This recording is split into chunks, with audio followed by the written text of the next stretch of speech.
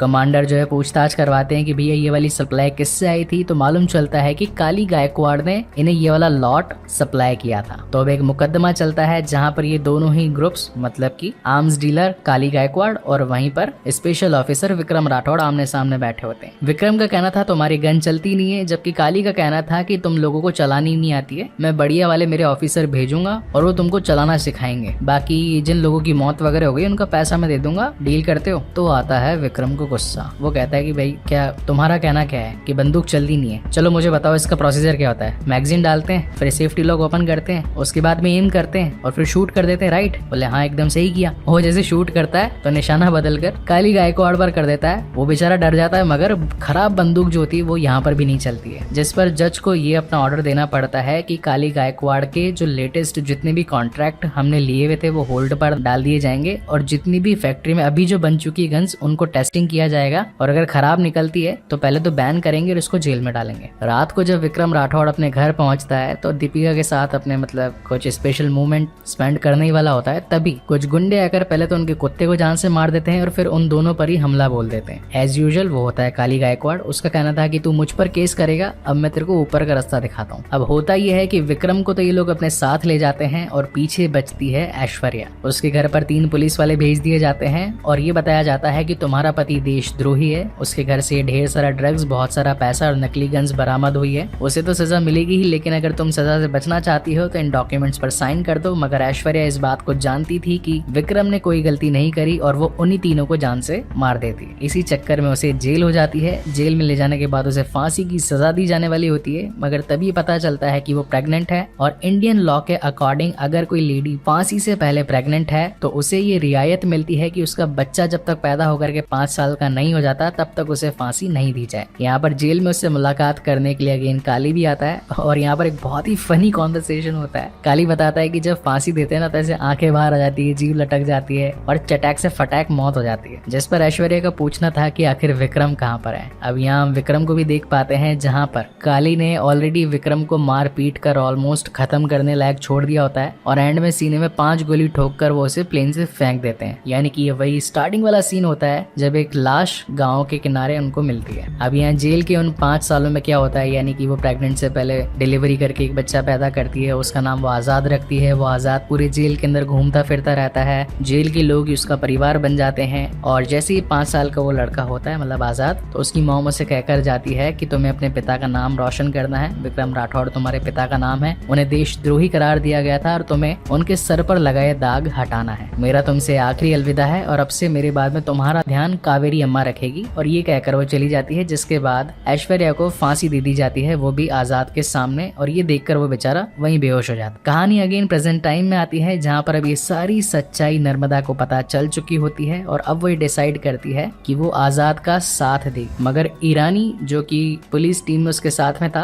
वो double cross कर जाता है और बताता है कि मैं तुम्हारे लिए काम नहीं करता, मैं तो काली गायकवाड़ के लिए काम करता हूँ और अब तुम सब मरोगे। अब यहाँ पर अगेन इन सब के बीच में बहुत ज्यादा फाइट वगैरह स्टार्ट हो जाती है, मगर लास्ट मोमेंट पर यहाँ पर आजाद पहुंच जाता है। हालांकि वो नर्मदा को बचाने में कामयाब तो हो गया था, मगर लक्ष्मी जान से मारी जाती। लक्ष्मी को जान से बचाने की काफी कोशिश की जाती है, मगर अब ये 6 लड़कियों की टीम सिर्फ 5 में बदल चुकी थी, जहाँ पर नर्मदा कहती है कि तुम्हारी 6 की टीम 6 ही रहेगी क्योंकि अब मैं भी तुम्हारे साथ हूँ। और अब इन सभी का अगला मिशन था आर्म डीलिंग के बाद में जो बहुत सारा पैसा काली गायकवाड़ के पास आने वाला है उसे कैसे भी करके रोके, क्योंकि अगर वो पैसा इसके पास आ गया तो वो इलेक्शन में खड़ा हो जाएगा और जिसके पास इलेक्शन की पावर है यानी कि नेता बनने की पावर है वो इस देश को ही चलाने लग जाता है। तो नेक्स्ट डे यहाँ पर काफी प्लानिंग एंड प्लॉटिंग के साथ में जो पैसा काली गायकवाड़ का बड़े बड़े कंटेनर्स में जा रहा था, ये सभी उन कंटेनर्स को रोकने की कोशिश करते हैं। यहाँ पर बहुत ही बढ़िया फाइटिंग वगैरह भी होती है, कार चेज भी है, बाइक चेज भी है, धड़ाम धड़ूम गोलियां गोले सब कुछ है। तो खैर फाइट को इतना ज्यादा एक्सप्लेन नहीं करेंगे, सीधा आते हैं कंक्लूजन पर। पैसों को चुरा कर ले जाने में आजाद तो कामयाब हो जाता है, मगर गलती से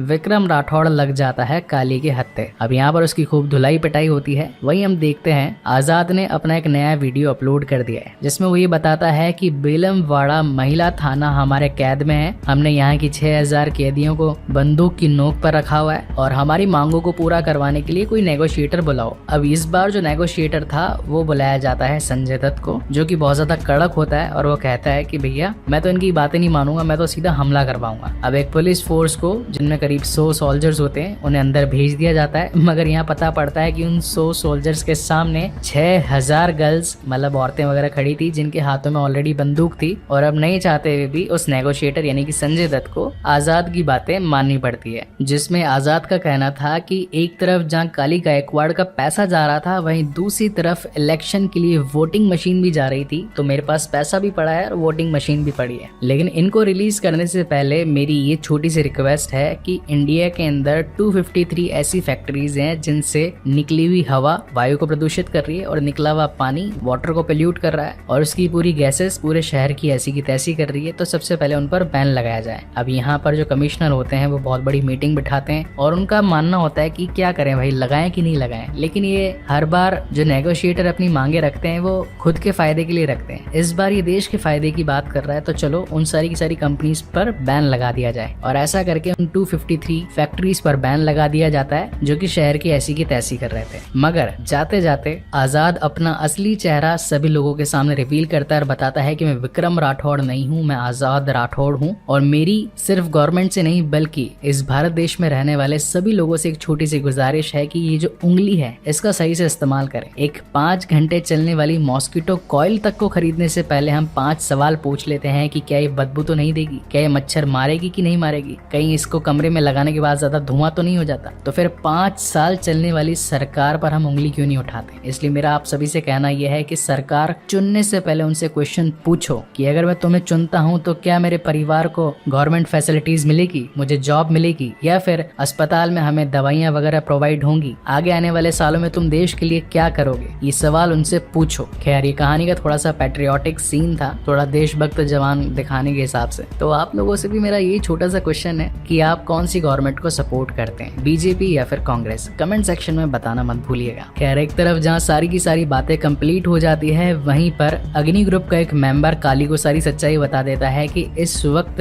आजाद कहाँ पर होगा, और ये सभी पहुंच जाते हैं उसी महिला थाने में। अब यहाँ पर सभी के बीच में अगेन बहुत ज्यादा मार कुटाई होती है। काली के पास में उसका एक बॉडीगार्ड होता है जिसकी हाइट ऑलमोस्ट खली जैसी होती है, वो उन सभी को उठा उठा कर फेंकता है, मगर at the end Vikram Rathore और आजाद राठौड़ ये उन सभी को बहुत मारते हैं और एट द एंड काली को उसी तरीके से फांसी दी जाती है, यानी कि आंखें बाहर आ जाना, जीभ बाहर आ जाना और झटक फटक से मौत हो जाना। और इसी के साथ कहानी यहीं पर खत्म होती। कहानी अच्छी लगी हो तो लाइक कर देना, बेल आइकन को प्रेस करते हुए जाना, क्योंकि अगर बेल आइकन प्रेस नहीं करोगे तो फिर अगली आने वाली नोटिफिकेशंस नहीं मिलेंगी। सो तब तक के लिए keep watching and stay safe. मिलते हैं अगले वीडियो।